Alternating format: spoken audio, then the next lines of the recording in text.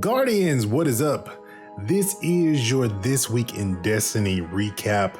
Every single week, Bungie puts out a blog post that kind of talks about the up and coming and the bugs and fixes and nerfs and buffs going on in Destiny 2. And this week, let's talk about what we got going on in This Week in Destiny. So first off, we got the final trials of the year will be a class-based matchmaking. And in addition to that, this will be the final week to get your hands on an Adept Summoner. Also, Act 3 starts on January 7th. This will be the final act in not season, but episode of the Revenant. New dungeon going into Heresy will kick off February 7th, starting at 9 a.m. PDT. Then we have Iron Banner is going to make its return back into the game on January 14th. Keep in mind, Iron Banner is around 2 weeks. That is the new cadence for Iron Banner. Adept Prophet, which is a Trials weapon, will make its return into Trials on the January 31st. And the final trials before the launch of Heresy. In addition, also in Grandmaster Nightfalls, this will be your last opportunity to get an Adept Azumi RR4 sniper rifle in the Grandmaster Nightfalls. So make sure you guys take advantage of that. Also, the new Rake Angle Glaive will be making its return in the loot pool on December 24th. So keep that in mind for the new glaive that we have in Grandmaster Nightfalls. Now, also in This Week in Destiny, we got some weapon changes coming into effect. So sidearms will be seeing an increase in body shot damage and an increase in critical hit damage. Submachine guns will be seeing an increase in magazine size by approximately 10%. Auto rifles will be rapid fire. Auto rifles will be seeing an increase in body shot damage and an increase in critical hit damage. Pulse rifles will be seeing a reduction in body shot damage. These will be affecting your high impact pulse rifles. Also a reduction in critical hit damage and reduced ADS damage as well.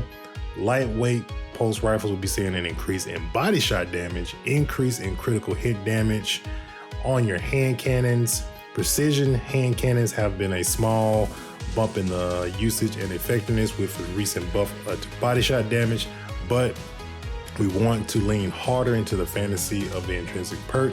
This change will affect Luna's Howl, Not Forgotten, and Malfeasance. The intrinsic hand cannon precision frame now reduces your ADS movement speed penalty by 10%.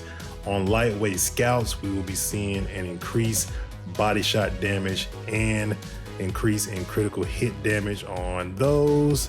On snipers, we'll be seeing a reduced camera roll component of flinch against players by 20%, reduced camera roll component flinch against players by 50% on Whisper of the Worm.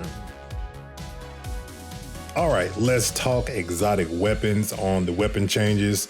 So Graviton Lance will be having its RPM reverted back to 300 in reason to being super strong in PvE and PvE.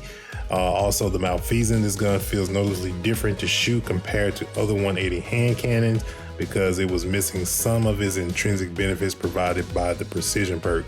So they'll be adding the remaining intrinsic effects from precision hand cannon perks, including accuracy bonuses and new ADS movement speed penalty reduction will be added to Malfeasance.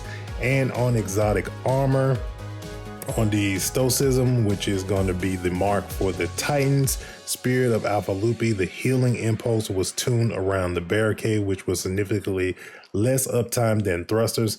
Now that Alpha Lupi can work on thruster, they needed to branch the effects strength accordingly. So reduce heal impulse when using thrusters to 30 HP that can roll over into shields. I honestly feel they should kind of keep it in line with Wormhusk. It's an ability. I would say whatever Wormhusk is getting from HP, I would say keep it the same. That's just my opinion on that, but I digress. But with all that being said, guys, let me know what you think about all of these weapon changes that are be coming into the game very soon. I kind of knew that pulses were gonna get a tiny little knockdown because they've been very strong in PvP content. So let me know what you guys think in the comments. Also, please make sure, if you guys haven't done so already, please make sure you guys smash that follow button, and I'll catch you Guardians on the next one.